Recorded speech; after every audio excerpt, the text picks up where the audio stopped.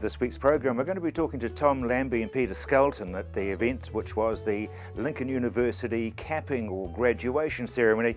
We're also going to be finding out a fair bit more about Velvetleaf, the name that is totally unpronounceable, so we'll just call it Velvetleaf. But in just a moment, it's Farm Accounting.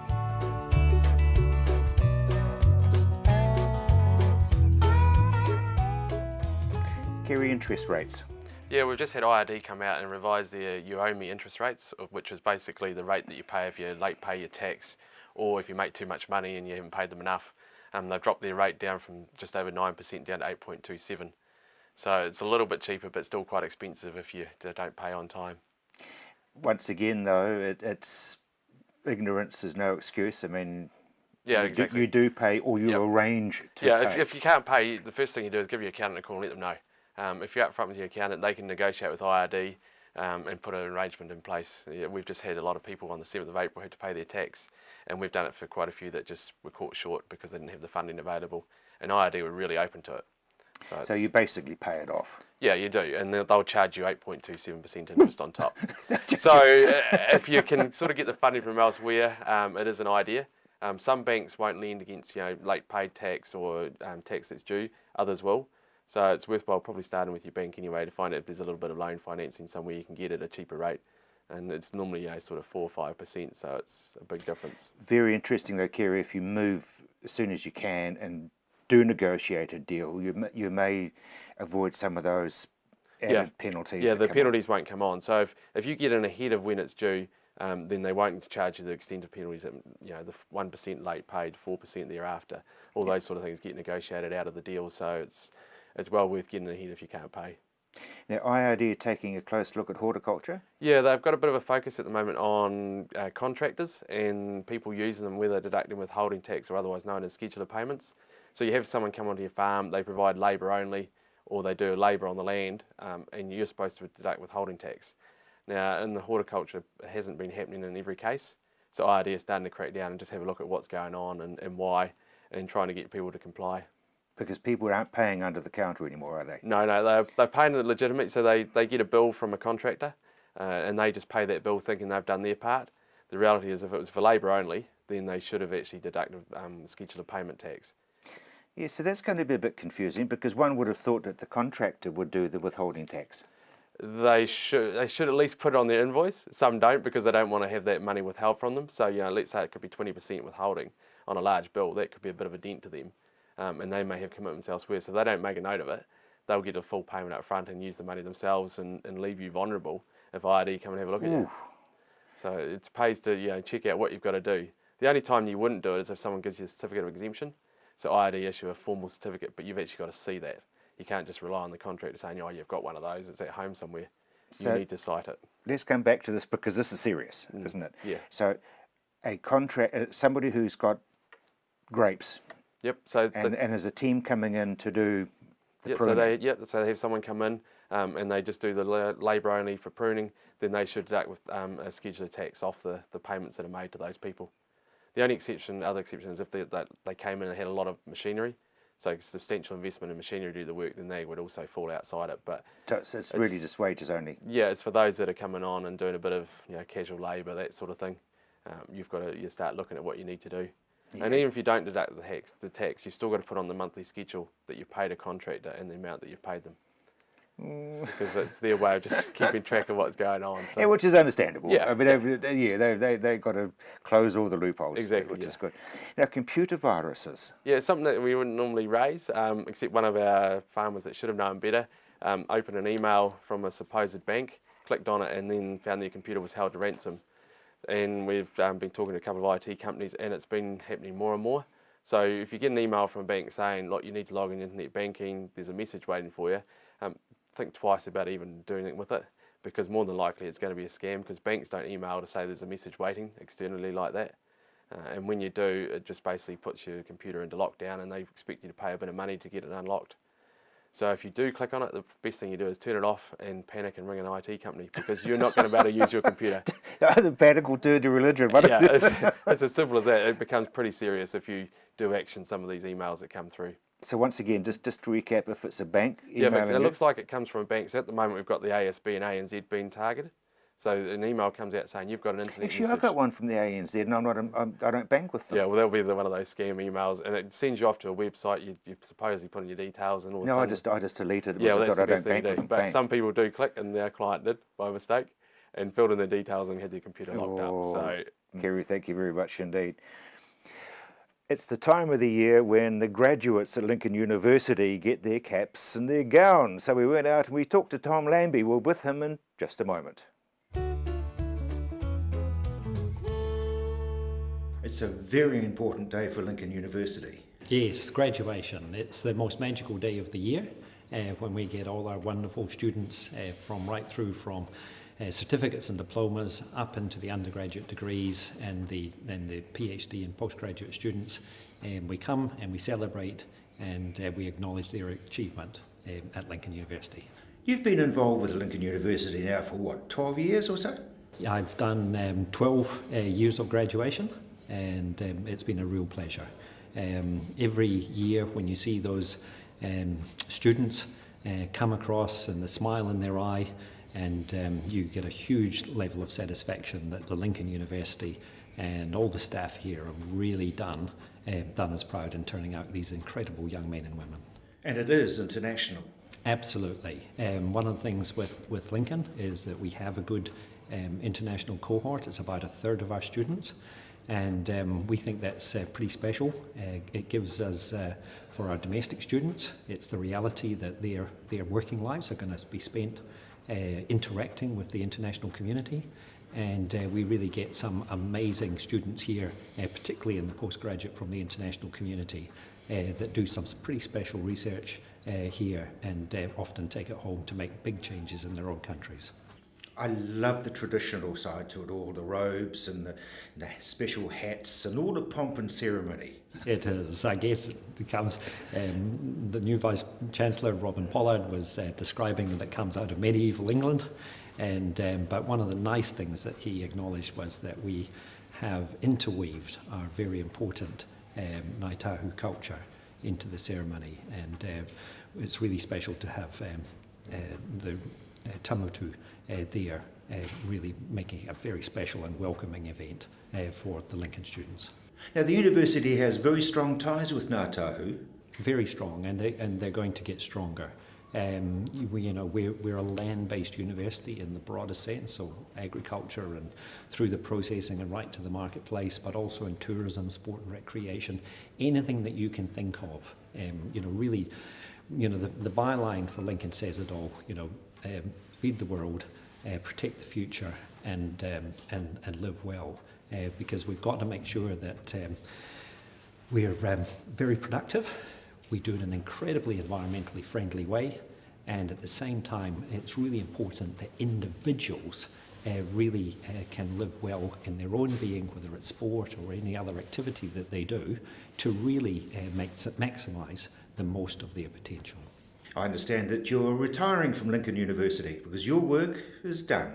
The work of Lincoln University is never done, but I'm really pleased. We've got a wonderful new council, a wonderful new Chancellor in the form of Tony Hall, and equally a great asset in our new Vice Chancellor, Professor Robin Pollard.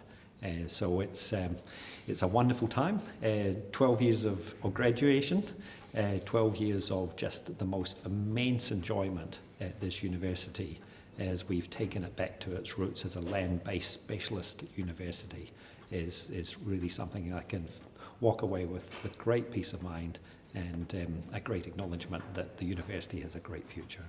On a personal note, what are you going to be doing? Well, I'll still be involved with Environment Canterbury in my role as Commissioner, but I am looking forward to concentrating more on the farm. There's the opportunities that this institution and other people are creating on the farm for we were early adopters of irrigation, so we've got quite old labour-intensive irrigation. So over the next 3 or 4 years, we're looking to put in new, more sophisticated systems, and so it's doing that in a challenging environment.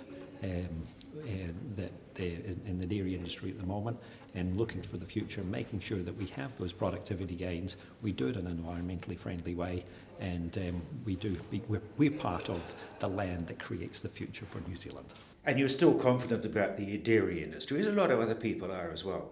Yes, oh no, definitely. We go in cycles. This has been a good wake-up call that there are challenges, but just as we are challenged by the low payout, other countries will be challenged as well. But the key thing within the market is the fact that as we see greater numbers of populations and countries growing in wealth, then the demand for protein from New Zealand, whether it's dairy, beef, meat, are incredibly important. I guess the key thing, and we've got a great debt of gratitude to the Ministry of Foreign Affairs in the fact that as farmers, through all the free trade agreements, all of the different multilateral agreements that they have created, after basically being shut out of Europe in 1973, they're creating the ability for us to get our produce free of taxes in other countries, free of the bureaucratic institution of tariffs and quotas that stopped our produce being sold.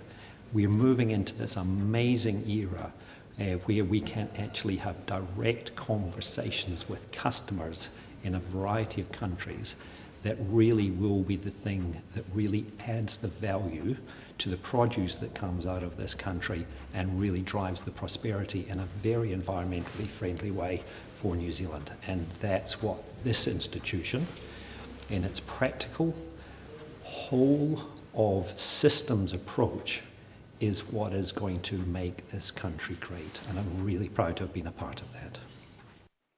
The epitome of an absolutely wonderful gentleman. That's Tom Lambie.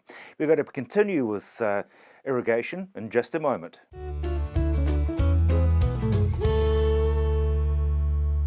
Be Active begins here in the cold, clean, unpolluted southern oceans of New Zealand. Be Active amino acid biostimulant, natural, 100% pure, manufactured from healthy deep sea fish from sustainable New Zealand fisheries. New Zealand's Be Active amino acid biostimulant, the way the world is growing. Working with nature, good for the plant, good for the planet. Now that's growing for good. I've been reporting on farming matters on the radio and newspapers and on television for 40 or so years, but communication, like farming, has moved on. So we've come up with On the Land, online and through YouTube on any screen, anytime and anywhere. Just push play and see and hear what's happening today in our rural community. You'll learn and be informed about the latest and best information farming matters. On the Land, bringing farming information into the 21st century. So join us on our website, ontheland.co.nz. You know that saying, content is king? Well, in today's mixed media world, it's true. You need video, audio, photos and more for social media, for marketing, for communications, sales and for advertising. And you need this at a price that works with your budgets. Well, that's what we do. At Tandem, we partner with you to create the content that you can use to shout to the world or video link to a few. Connect with us and we'll help you connect to the world. We're living on a planet facing almost insurmountable challenges. Challenges we have to face sooner rather than later. The world needs our energy. She needs our ideas, our passion. It's up to us to change things, make a positive change to the planet, to feed the world, to protect the future, to live well, to be the generation that will make a change. Join us.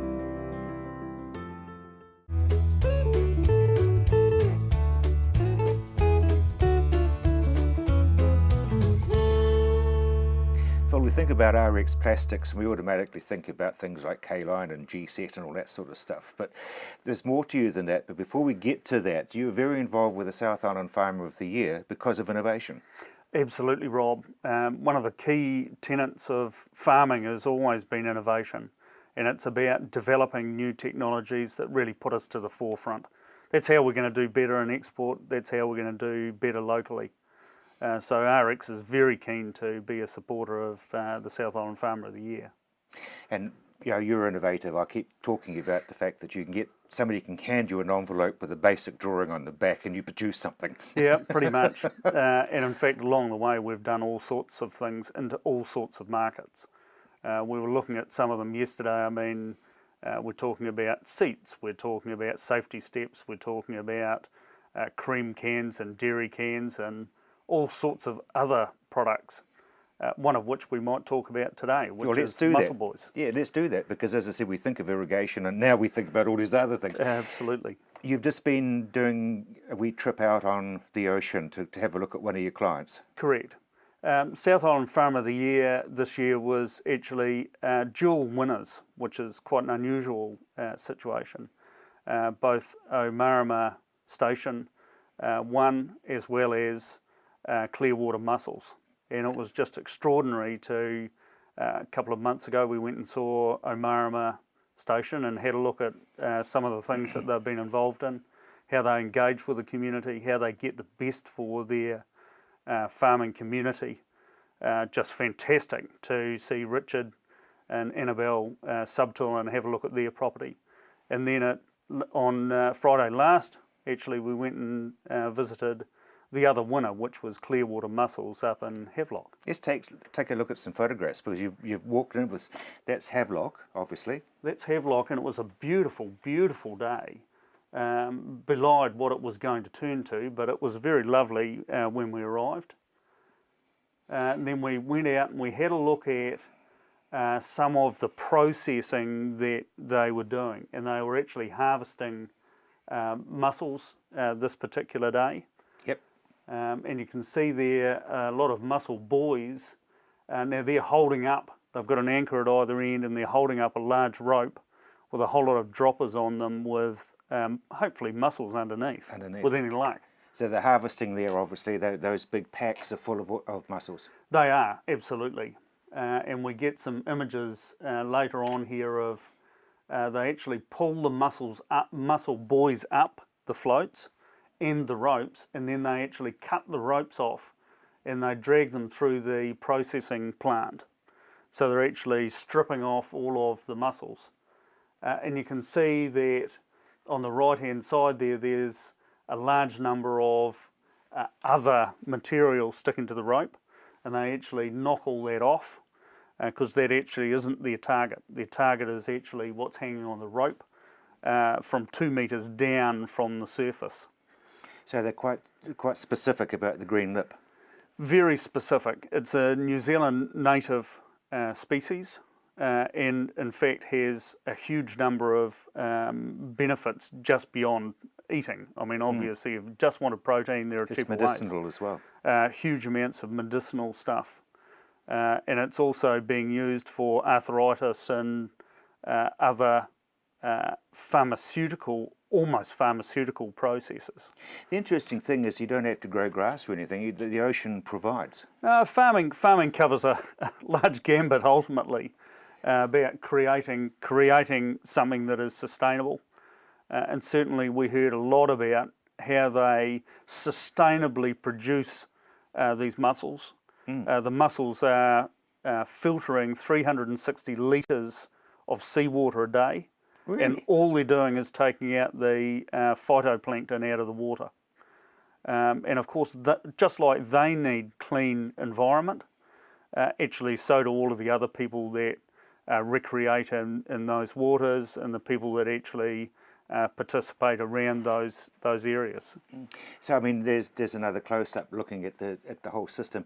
It looks pretty labour intensive, Phil. A huge amount of labour. I mean, when you look at it, very expensive ships to actually do the harvesting, in that they're pulling the whole mussel line up, they are cutting the strings, and then the strings are actually processed.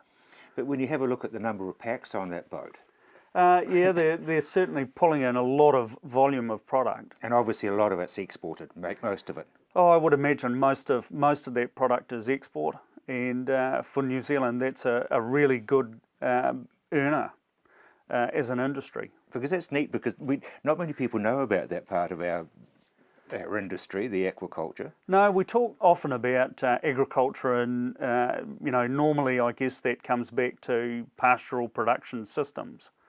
But it's great to actually see something on the other side of the fence. And you think about the amount of New Zealand coastline there is, the opportunity must be vast. Indeed. Phil, thank you very much indeed, and keep coming up with innovative ideas. Oh, we will. We'll be back in just a moment with Tony Daverin. Tony, it's a very, very dry season still. It is still a very, very dry season. I mean, we get lulled by a few, the odd showers that come through. We're not getting substantial amounts of rainfall. March was a little bit below average. April's looking like it's a bit below average. And if you look at the long-term forecast that NIWA put out recently, we're talking about on the east coast of the North Island and the east coast of the South Island, sort of average to below average rainfall. That's the prediction. And above average to above average temperatures. So sort of a continuation of what we've been getting. No question we'll get a few quick southerlies come through, but they're really southerlies for the eastern parts of New Zealand. They're not rain producers. They lower the temperatures. At this time of the year, perhaps raise the risk of frost, and we generally do not get substantial rainfalls out of that. And when I mean a substantial rainfall at this time of the year, anything over about 25 millimetres is what we need to really put the kibosh on irrigation. I mean, we are still having to irrigate in some places at the moment, and we're into April, and well into April, and we are into we're just about we're pushing towards nearly halfway through April. And yeah, very unusual to be doing the amount of irrigation that we are doing, particularly in pastures, and some of the perennial crops, things like fescue, for example, that the seed would have been harvested early January, is now regrowing, vegetative again, and is being grazed. And because it has a lower threshold temperature for growing, we're cranking through some water. I mean, when you get the likes of the weather that was experienced over the last sort of like 5 to 10 days, where we get some 20-25 degree days, even though they're not long, your water use does climb up on those days. We're up around 3 millimetres, maybe 3.5 millimetres a day on those days. So over a period of time, we suddenly start to use up the readily available water in those profiles. How long is it going to be before it's too cold to bother? Well, right now our soil temperatures are sitting somewhere between about 13 and 15 degrees at 9 a.m. in the morning, which is that key temperature time to take your measurements. We get about a 2 degree rise during the day on a sunny day, when we've got lots of sunshine and solar radiation coming in. So we're still well above that threshold of sort of 10 degrees C, where we go, probably not worth irrigating now. Particularly if you are climbing to that 10 degrees and not at that 10 degrees in the mornings. And for particularly things like ryegrasses, almost all the ryegrasses and the likes of fescues and prairie grass and those sorts of things, we're in the optimum temperature range. They like to grow at their best somewhere between about 10 or 12, about 12 degrees and 18 degrees C. So perfect growing conditions for them. So Central Otago, they're talking about cold temperatures there. Is that going to bring it to a screaming halt? Yeah, Central Otago has had a dust of snow on the likes of the Rock Pillars, the higher mountains, out of the southerly that's just come through. There's a number of grape growers down there that have yet to start picking. Yet to start picking. Some of them are not going to pick for about another week to 10 days. Start picking for another week to 10 days. Some in fact, a couple that we work for down there are not anticipating getting going until about Anzac weekend. So they would not want a frost, although it is predicted in the next couple of days to get down to -2. So that's frost fighting material, and we wouldn't want too much canopy damage. Otherwise we can't keep that photosynthesis process going and therefore ripen the grapes. So we've got a very tight band there. We've got a very tight band. While they don't need the moisture, in fact they don't want any moisture really, because it dilutes the Brix levels in the grapes, and then they have to do that catch up again once the sunshine comes back again. They worst of all don't want a frost at this time of the year. We'll have more for you on the land in just a moment.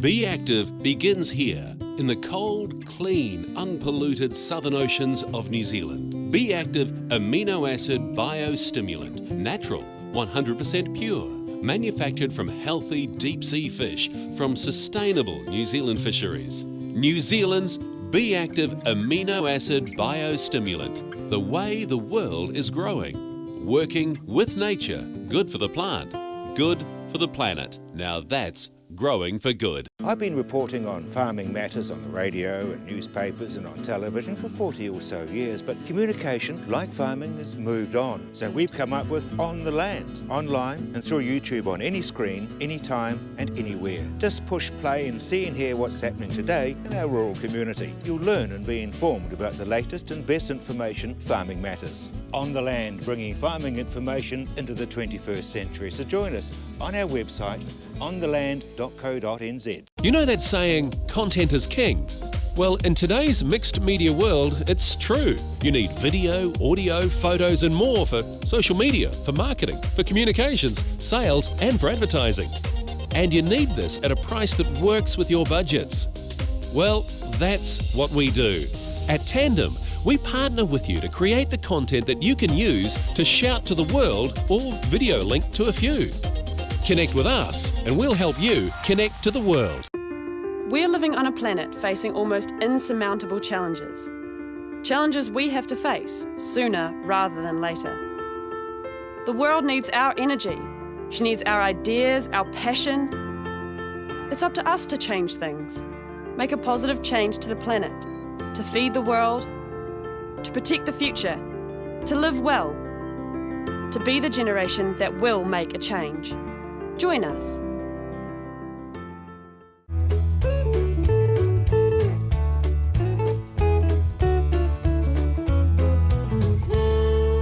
So Ronlyn, what does your research entail? Currently it's looking at water quality, in particular water quality, in thinking about how policy and farmers and water quality link together, I suppose you could say. My research started out looking at how farmers conceive of the water quality problem. It seemed to me that there was a lot of angst and political debate around accusing farmers of bad practice and how farmers should be the only solution to the water quality problem. And I was interested to understand how they conceived of the water quality problem, and so I did some research in the Hurunui-Waiau region and spoke to some farmers there, and it became evident after speaking to them that they conceived the problem in a particular way. And having got their ideas around the problem, I started looking at how policy frames the problem. And so once you look at these two things together, you get this sense that there's quite a disconnect between how farmers see the water quality problem and how the policymakers see the problem. And it's kind of difficult to explain, but it seems to me that policymakers see the problem from a particular view of the world. So it's an aggregated view. It's a view informed by a particular technology and particular aggregations and standardizations of the problem. So you have to see the problem at a catchment scale to capture the cumulative effects of the problem, which is understandable from a policy perspective. But the problem is farmers see the problem from their land, from a local scale, and so they see the problem as variable, as intermittent, and influenced by a range of all sorts of factors which are potentially uncontrollable. And so you've got these really quite disparate views around the water quality problem, which in my view is quite important to be thinking about if you actually want to try and engage farmers in resolving the problem, because ultimately they have to be part of the solution. And if they can't be part of the solution, then you're going to have policy that might be implemented on paper, but it won't actually be implemented on the ground. And the regional council is going to have to continually keep regulating and regulating, but regulations still don't work. You can't just keep hitting people over the head. You have to get cooperation, and it just seems to me that by looking at how the policy frames it, as I say, this aggregated view influenced by really technological ways of seeing the world these days. I mean, environmental management really It's very much delivered through predictive modelling and all sorts of ways to get a sense of what's going on at this larger scale. But as I say, the farmers just don't see it that way. They see the river, they see their land, they know their land very well, they have their own particular conceptions of the world, and it's really just so stark, and I think that there's a real problem there, and I've had feedback from quite a few regional councils on the work that I've published from that, and they are all saying that what I've actually set out does describe the problem, and they believe that it is that is a disconnect that they're really having trouble dealing with, because farmers are, they do things for particular reasons, and there's a lot of information there that we need to understand, I think, to really engage with them. Yeah. So there's not going to be a quick fix for this problem? No, I don't think there is, and I don't think there's going to be a one-size-fits-all solution to this problem, because you've got different communities dealing with massively different problems that vary geographically, ecologically, socially, economically. And we have a situation where there's an expectation for limits to be set. We have a policy that does allow for some levels of regional differentiation, but we really have to be considering the farming communities that a lot of these policies, interventions are going into, and trying to think about the whole, rather than just setting limits on water quality. I mean, water quality exists in a river that exists within communities, and I think that that's really important to be thinking about the really big picture here. And I just think that we will be failing communities if we don't recognise water quality as part of this much bigger picture. So how do you link your research in with your teaching? In many ways. I teach environmental monitoring, and I teach catchment management, and I teach the role of science in policy. And all of these issues relate to all of the teaching that I do through the courses that I teach. So I think it's really important for students to have a really critical perspective on policy, and in particular the ways in which we rely on policy these days and the tools that we use. As I've already alluded to, we are so dependent on predictive modelling and aggregated environmental systems, which look wonderful at face value, but behind them sits an awful amount of information which can be problematic in terms of how it's been collected, when it's been collected, the resources that have gone into its collection. And so the environmental monitoring aspect of my research kind of plays into understanding how policy is used. So it all kind of links together really well. And I suppose I just really want to make sure that students get an understanding that they should never take anything for granted, and they should question absolutely everything. And statements, stats, whatever it is, we have to be thinking critically. And if there's anything that I want to instill in my students, is to have a critical mind about statements that are made, in particular around the environment.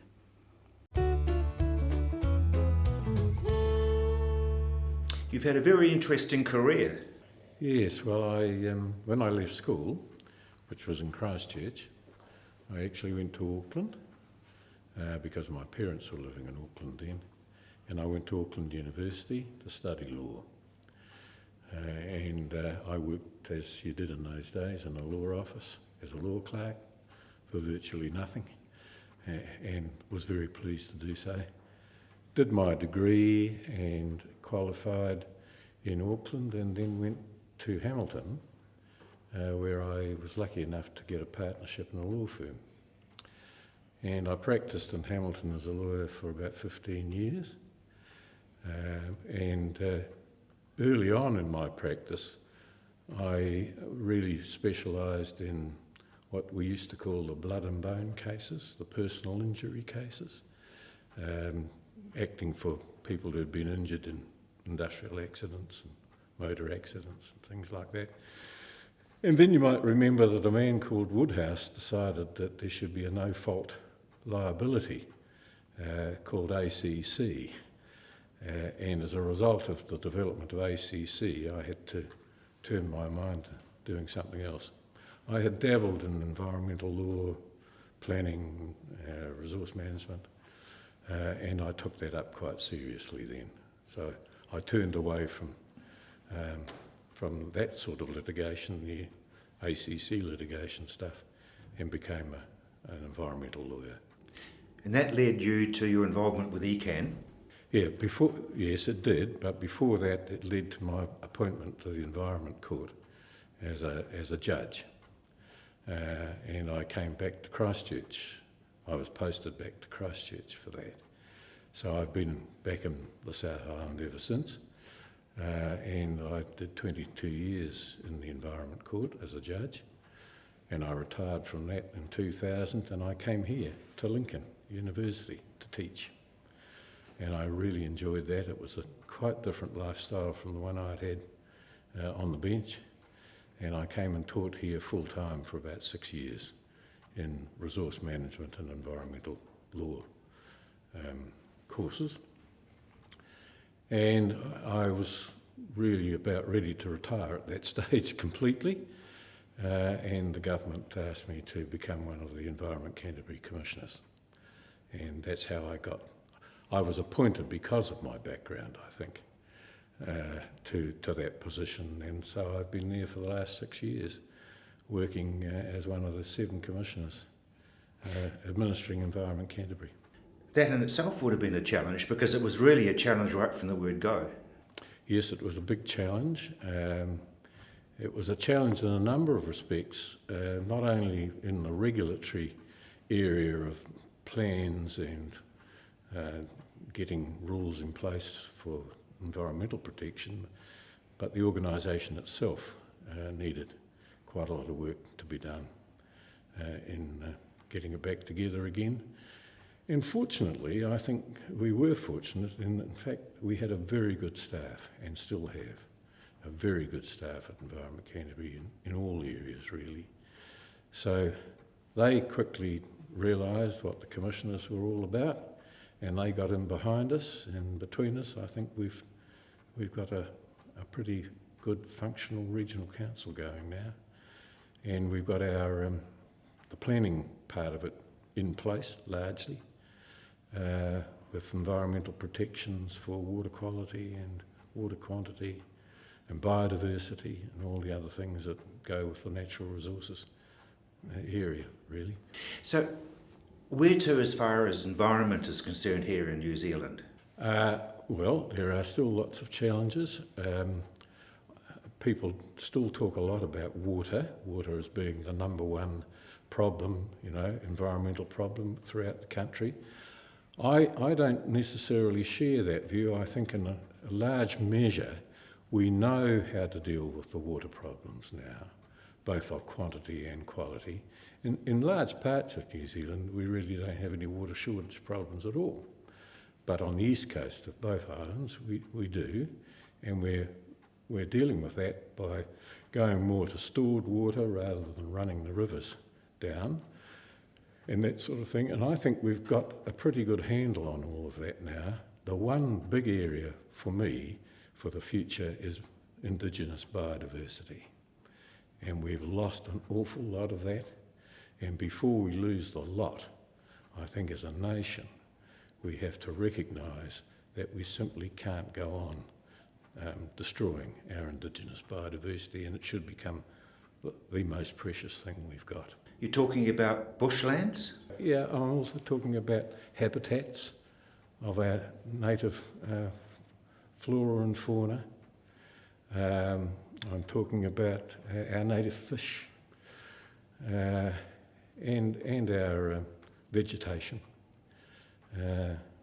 All those wonderful things that you see in some parts of the country that haven't been trampled over by human beings, but in other parts we're losing it.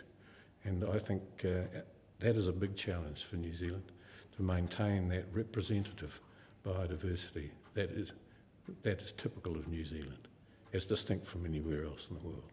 And of course today is a very, very big day for you. It's a very big day for me indeed, yes. I was just reflecting a little earlier on the fact that it's just over half a century since I qualified as a lawyer, and today I'm graduating from a second university, and I'm absolutely delighted to have been awarded this honorary doctorate. Today will live with me for the rest of my life. But it's only really because of your dedication to the environment and the industry. Yes, I suppose you could say that.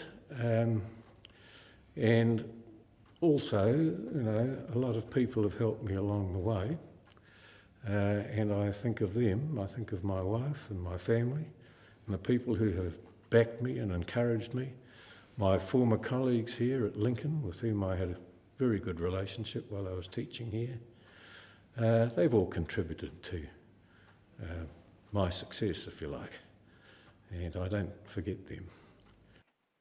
An absolutely amazing career, I'm sure you'll agree. In just a moment, we're going to be talking to Warwick Green, and I want to ask about this Velvetleaf thing.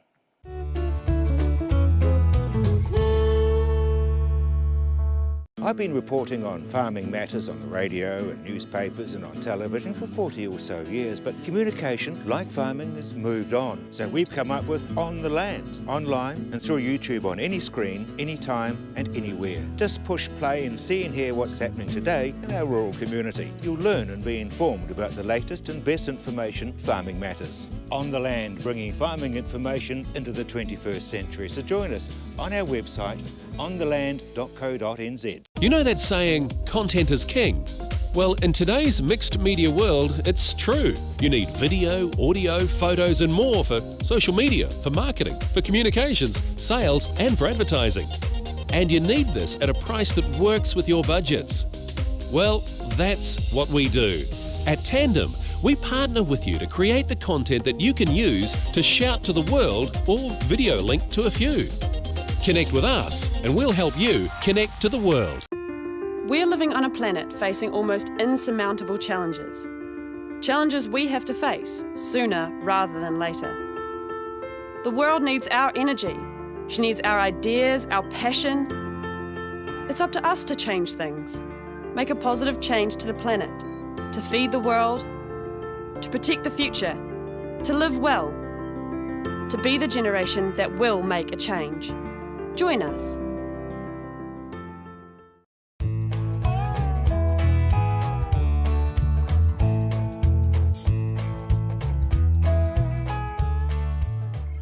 Brian, who or what is Gioson? Gioson is a company founded by a group of 4 of us when we stumbled across the idea of multiple source energy recovery on farms. So after a period of research, we established the company and hit the market in the later part of last year. So there's 3 different forms of energy? Yes, we start with the principle that there is enough energy on any particular farm in this country on any particular day to satisfy the energy requirements of that property. Unfortunately, it's not always in the form that you would like. So by using 3 different forms of energy recovery, we're able to provide it in a format that the farmer can use. The farmer just pushes the button or turns the handle or opens the valve. He doesn't have to worry about where the energy is coming from. What our system does is capture the energy and put it in a format that he needs to use. So what are the 3? Well, we all start with the sun. The sun is the vital ingredient in a property like this to grow the grass, and it's the greatest energy source we have on the planet. So solar energy is obviously an important one. And from that you can see what I mean by each form having its advantages or disadvantages. Obviously solar energy is not so good during the night and on cloudy days like this. From there we go to geothermal energy exchange, and again we think of the sun as a source of that. A lot of the sun's energy doesn't go into grass, it doesn't do anything else, it just heats the surface of the planet. And that energy is stored there for us by the planet. So by finding a way to exchange that energy, to bring it to the surface, then that's another form we can use for heating or cooling. And the third type, again started with the sun, because the sun was necessary to grow the grass. The cow ate that grass, turned some of it into milk and some of it into waste. And that waste still has energy in it. And from that, through the anaerobic digester process, we can turn that waste into biogas. Now biogas is an interesting material, and you can use it for generating electricity or heat, but it's very good to store, very easy to store. So there's another reason why you would have 3 types. They all have their advantages, And when you put them together, you get a self-sufficient energy system on a farm. So you're tying all three into one? Yeah, that's really the key to it, Rob. All the technologies I've just mentioned are not new. They have been around the world in various forms for many, many years, and in the case of biodigesters, for hundreds and hundreds of years. What is new is the ability to bring them all into one network, so the farmer doesn't have to think when he turns on the irrigation pump where that particular electricity is coming from. All he needs to know is that it's working.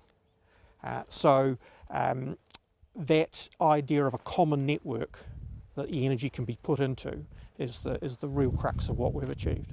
Now, looking at this farm, you've got several irrigators, you've got probably several homes, and you've also got a dairy shed. Are you suggesting that you can come off the grid? That would be the ultimate goal, and certainly on a property like this, there's 720 odd cows being milked here. So we could very definitely go off grid here by a combination of all three of the energy types I spoke of. Now, I want to know more about this hole in the ground business, because to most people that's real smoke and mirrors stuff. Yes, a lot of people in New Zealand hear the word geothermal and they think of Taupo and Rotorua and those sort of places, and they're right, that is geothermal energy. However, there are other forms of geothermal energy, what we refer to as low temperature geothermal, and that is simply the energy which is stored in the surface of the earth itself. When you go down a few metres, you'll find that things start to heat up. In fact, they stay at a temperature far higher than the ambient temperature. By the time you're down 15 metres, that temperature is stable, doesn't move much between summer and winter, night or day, wet season, dry season. So if you can harness that energy and bring that to the surface, where you can then connect it to, say, a refrigeration plant to use to cool the milk on a farm, or to the hot water cylinders used for washing the dairy down at the end of milking, then that energy, of course, the sun gave it to you, you've got it for free. There are no moving parts required to get it to the surface.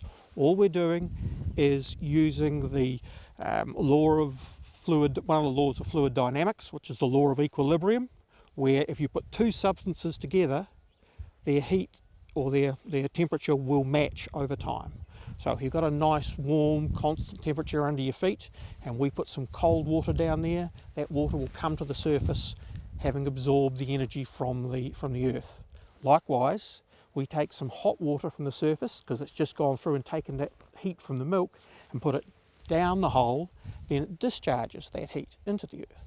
And so by that simple process, we can use it to heat the hot water and chill the milk. Brian, it's been trialled and proved in the Northern Hemisphere? Yeah, it's a pretty common practice. Low temperature geothermal in Europe, Canada and the United States is an everyday way of heating. If you look at Germany, for instance, they've got 300,000 geothermal closed loop systems operating throughout the country, and an awful number of those for domestic heating. Here in Christchurch, 8 of the new buildings going up for the rebuild have geothermal heating and cooling. Christchurch International Airport has used geothermal energy for heating and cooling for the last decade. So it's not new technology, as I said before. It's just a new way of applying it, and this idea of bringing it all onto one network. So I guess if you do use all three, you can totally cut your electricity bills. They'll be gone. Yes, it's about lowering that cost of production. If you're not paying the power bill, you're using what you've already got, which you got for free, your cost of production goes down. Warwick, Velvetleaf, which has a name which is totally unpronounceable, yes. So let's call it Velvetleaf, has struck again. Yes, it's been discovered in parts of the South Island. It's been discovered in some crops of fodder beet, and but specifically it's come in some lines of fodder beet that have been produced in Italy and then were exported back to Denmark, and they've come to New Zealand via Denmark. So they are specific varieties, and I think the ones currently identified that MPI have noted are Kairos and Bangor. Look, it is an issue. The Velvetleaf has been in New Zealand for a long time. It's not a new weed, but it's on our prohibited importation list. And secondly, it's a significantly damaging weed, because in Europe it can grow up to a couple of metres tall, and it's quite a smothering weed. So it's the last thing we want in any of our crops or any of our agricultural systems. So rightly, MPI are taking a pretty serious view of it, and the industry is obviously working with them, and we're working through making sure that we can eradicate it. It must be fairly obvious if it grows that tall, and it obviously grows quite quickly. Oh yes, it does. Yes, and a number of farmers have discovered it in their crops and have obviously alerted MPI, and it's been they work through a process of removing it. So I think everyone's been pretty vigilant, and there's been a good campaign to talk about it. Look, the lines of seed that they have found this weed in did pass biosecurity importation requirements. So there's clearly a bit of an issue there somewhere. And the seed was pelleted seed, so it came in pelleted seed. So that's the coated seed, Rob. And it would make it very hard to identify them. Well, you know, the seed prior to coating was obviously tested, and it met importation requirements.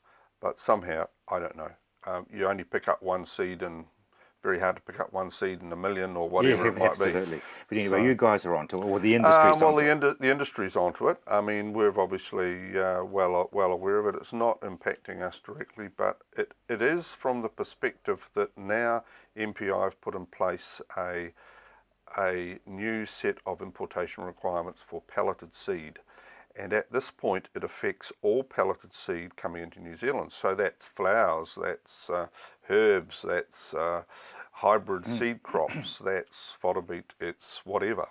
So there's a much higher importation requirement now, and that is being worked through with industry and MPI in terms of bringing the crops in. So each line of seed will have to be basically, of pelleted seed, will have to be inspected and will have to be cleared for no weeds, etc. And then there'll be a rigorous process. So that could impact things a little bit. Yep. Yeah. Now, the transition onto fodder beet. Let's stick with fodder beet for a couple of minutes. Oh, right. Well, look, this is the time we're approaching time. We're approaching feeding time, Rob. So we've grown the crop. We're at the point now where we're just about approaching feeding. So 2 or 3 key things just for farmers and people that are producing it themselves. First of all, do a yield assessment. Get a representative yield assessment of the crop so you know how many tonnes of dry matter you've got to deal with. That's the first thing. Second thing is transitioning your animals. It's a 2 to 3 week process. You need to introduce the crop to the animals very carefully and slowly, and then as time builds up, just give them a little more and a little more, and let them transition, because like anything, we're not a ruminant, but if we were, you start eating pineapple or totally different food, your system will have to adjust. Yeah, I find that with Indian. Yes, well, maybe. So the ruminant will have to adjust its whole microbial system within the rumen, and it will basically adjust to the new feed, so that when you do start feeding it, maybe in early May full time, there will be no problems. And just remember a couple of things. You will need a source of fibre with it. Yep. And depending on the quality of the crop that you've got in terms of its leaf versus its bulb, if you've got if you're in need of additional protein source, then you'll have to add some silage or something like that, just to make sure that you've got that balance. Thank you very much indeed, Warwick. Pleasure. Now, if you'd like to have another look at Warwick's interview, or catch something that you thought he said, or just want to reconfirm of what he's been talking about, you can go to our website, which is ontheland.co.nz. I'm Rob Cope-Williams. You've either been watching Well, you've just missed the program, but I will be back at the same time next week. Until then, bye now.